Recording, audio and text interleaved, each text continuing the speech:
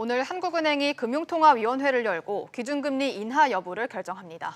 이와 함께 경제 전망도 발표하는데 성장률 전망치를 대폭 하향 조정할 것이란 예상이 나오고 있습니다. 관련 내용 취재 기자와 함께 자세히 들어보겠습니다. 정윤형 기자 나와 있습니다. 자, 정 기자.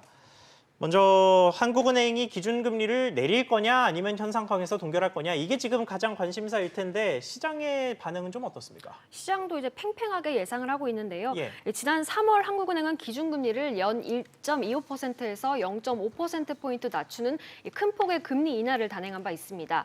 현재 기준금리는 연 0.75%로 사상 최저 수준인데요.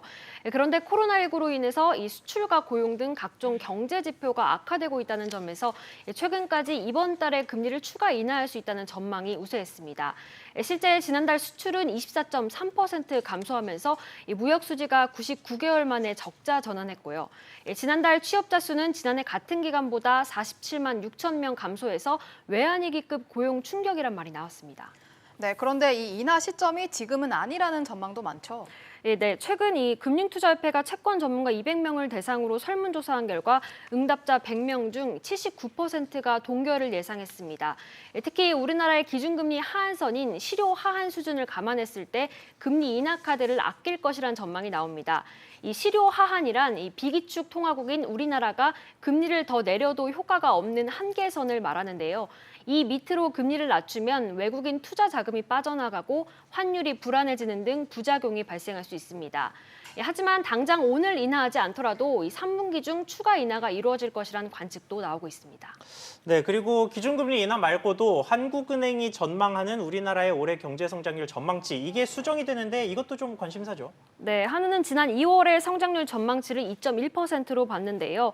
이 코로나19로 경제 상황이 악화된 만큼 이번에 큰 폭으로 내릴 수밖에 없다는 예상이 나옵니다. 예. 이주열 한국은행 총재는 지난달 금통위 직후에 1%대는 어렵겠지만 플러스 성장할 것이라고 말하기도 했습니다.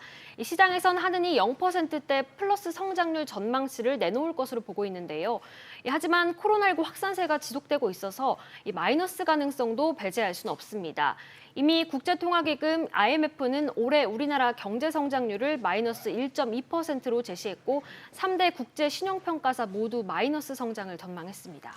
네, 이런 가운데 이 지난달에 새롭게 취임한 금통위원 중 한 명이 오늘 회의에 참석하지 못할 수도 있다는 얘기가 나오고 있어요. 네, 조윤재 신임위원인데요. 이 보유하고 있는 주식이 공직자윤리법에서 제시한 이 상한액인 3천만 원을 초과했기 때문입니다. 한은에 따르면 금통위는 오늘 본회의에 앞서서 조 의원에 대한 배제 여부를 판단할 예정입니다.